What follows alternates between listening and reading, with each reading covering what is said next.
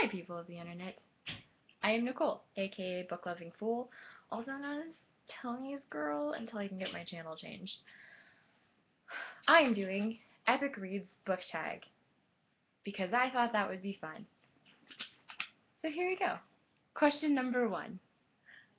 If you could invite one author and one fictional character to tea, who would it be and what would you serve? I would invite Anne Shirley and Ellen Montgomery to tea, because I think Ellen Montgomery is awesome, and she created Gilbert Blythe, and I would love to know how she managed to create such magnificent characters, and I think that Anne Shirley and I would be kindred spirits.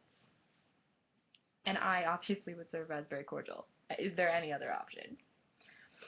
Okay, question number 2. What book do you wish the author would write a prequel for? There are a lot of them. Not really. Most of the books that I wish had prequels already have prequels. So like the first one that popped into my head was The Lord of the Rings, and I was like, you idiot, it already has one. It's called The Silmarillion. And then I was like, well, what about this book? It has a prequel.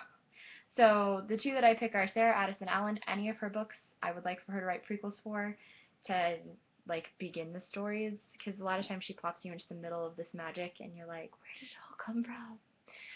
Or Annie Bellett in the 20-Sided Sorceress series. I kind of want a prequel about Jade's life before it all blew up. You kind of get glimpses of it throughout the books, but I'd like an actual book about it. I think that would be cool.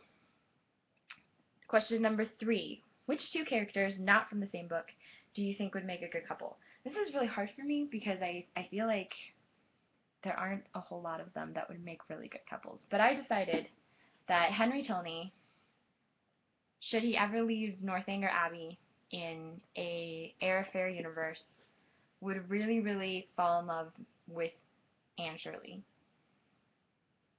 And I think that she would like him too, because he's a lot of the things that she wishes for in a future husband. Not all of them, certainly, but he has an excellent sense of humor and is down to earth like Gilbert, but also is dashing and kind of melodramatic, which is how she thinks that she wants her men. That.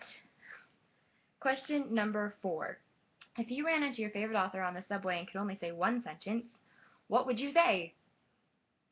Hi!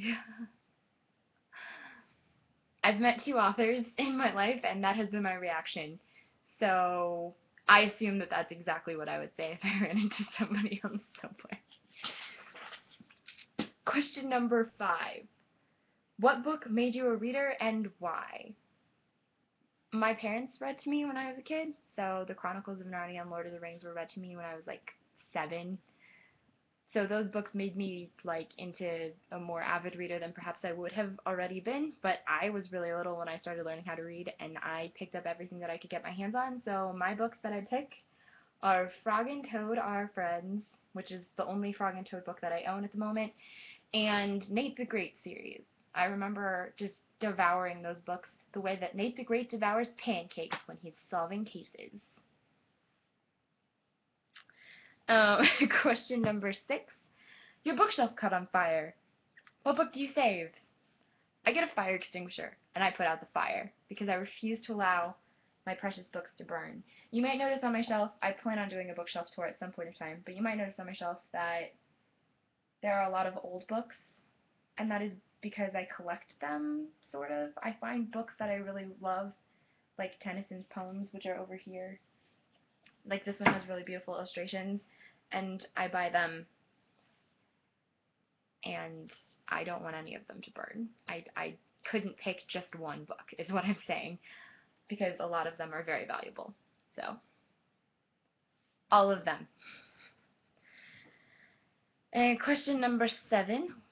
What dystopian world would you want to live in if you had to choose one, and why? I picked the Lunar Chronicles, and I want to live on the moon.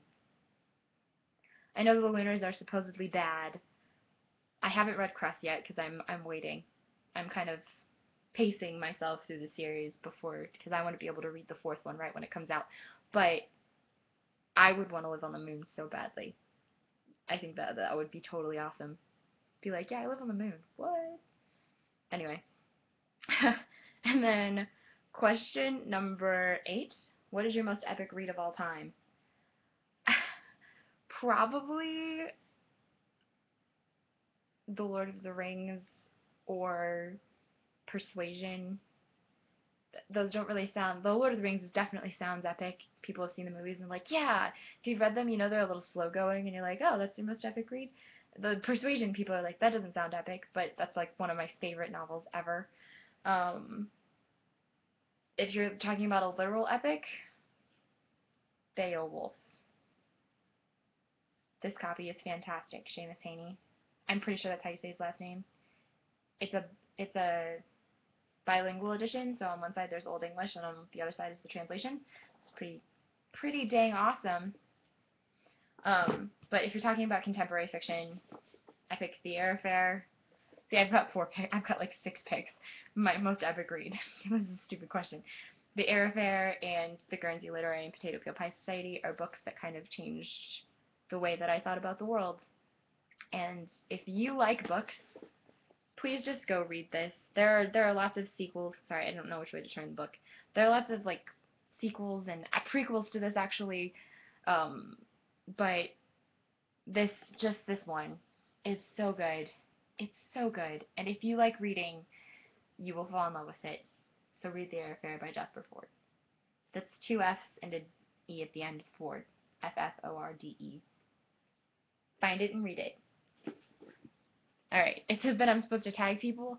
I don't know any booktubers. I just watch a lot of YouTubers, so I'm gonna tag Carrie Hope Fletcher, and maybe she'll do it. Probably not. she's a busy lady. And then I have to do a book shimmy. I don't know what a book shimmy is, so I'm just gonna shimmy in front of my bookshelf. Bam! Have a lovely day.